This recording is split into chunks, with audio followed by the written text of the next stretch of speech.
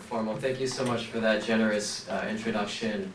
And thank you, Christine, for inviting me, Dan, Jasper, for organizing this wonderful event. And thank you, Professor Cummings, for such a good background and primer for us today. So today I'll talk about the Korean American divided families issue. We all know about this North and South Korean divided family issue, which Professor Nan Kim will talk about soon. And I'll focus on the Korean American story. Three things I'd like to cover today is, one, my story. I'll talk about how I got interested in this issue, talk about the film. We'll talk about Divided Families USA, which is an organization, a nonprofit organization that's working towards a formal mechanism of reunion.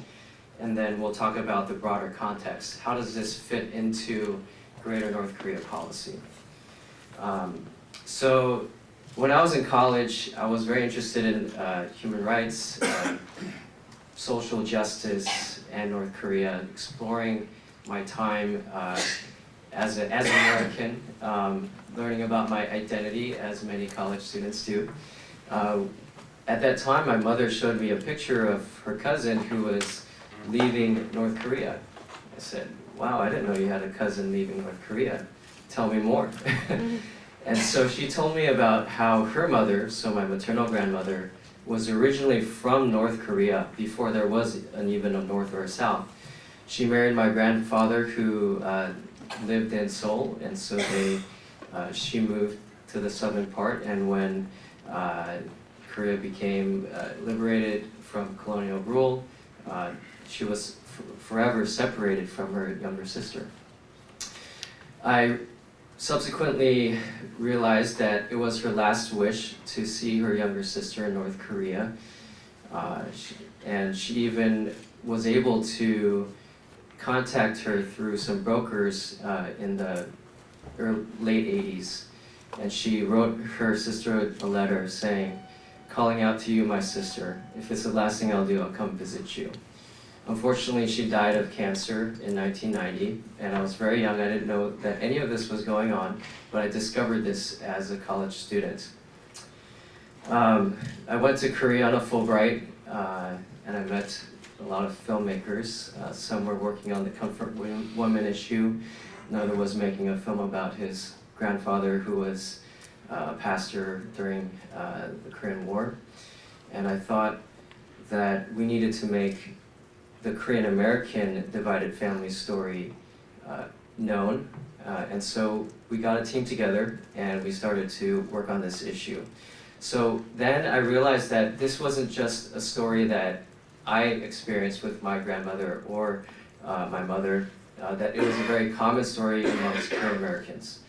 At the time, in the early 2000s, this is the only estimates that we have from the Congressional Research Service. There were about 100,000 Korean Americans with direct relatives to North Korea. And I said, well, how come I'm just finding out about this? Why isn't this more known? And so we decided to start the Divided Families film with a tripartite mission. One, we wanted to record the history of Korean American divided families. Two, we wanted to raise awareness. And three, we wanted to advocate for a formal mechanism of reunion. And so I was lucky enough to go to medical school, but this issue kept tugging at my heart, and I realized that I'll be a physician working in the ER the rest of my career, but divided families won't always be with us. And so there was a sense of urgency that something had to be done. And so I come from this not as a pure academic, but more as an activist and a filmmaker trying to make a difference. So back in 2009, we started the film. We raised $60,000 to make the film. We had over 100 volunteers to go out. We interviewed over 20 folks and experts and divided families all across the United States, starting in New York, New Jersey, California, and even Utah. And so It was a very great experience to sit there and listen to the stories. Many of them who haven't even shared that with their stories with their children. Many of them opening up to us as filmmakers, because they still carried on that hope and that pain of separation, much like my grandmother.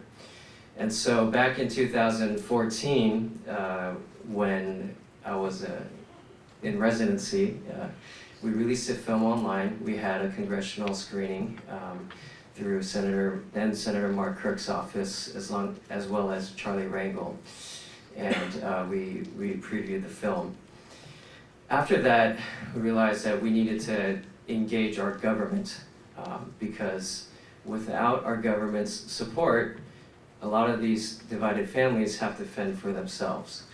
And so last year, we passed House Concurrent Resolution 40, HCON Res 40, Divided Families Bill, which encourages reunions between Korean Americans and their direct relatives in North Korea. And just an admonition for the young students here, follow your passions. You're all here because you care about the Korean Peninsula. You can make a difference.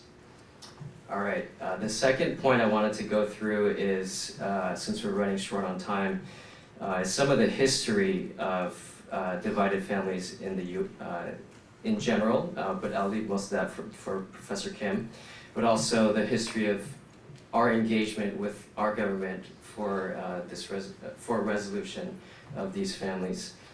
So, as you know, during the Korean War and the separation of the peninsula, there were a lot of movements between North and South Korea. A lot of the folks that we've interviewed left North Korea during the Ilsa-Hute, which was in the winter of 1950, 1951, when the Chinese entered the war, and a lot of the Korean War refugees came down to the south. A lot of them, like my grandmother, came to the United States in search of peace, especially because there is no current peace agreement. And so in the early 2000s, when the Sunshine Policy was going on in South Korea, there was a lot of movement towards trying to replicate something like that here. In fact, before that, a lot of Korean Americans had to go through brokers to try to get to their family members. This was, first of all, it cost a lot of money for them. Second of all, there was no guarantees. And third of all, there was a lot of risk inherent in their minds of going to North Korea on their own. And so we decided that we needed a formal mechanism that is proffered by the US government and the DPRK governments.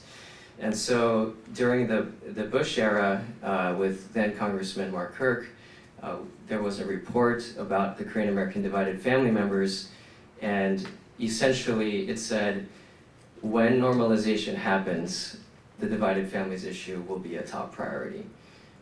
Unfortunately, these family members can't wait for normalization to happen.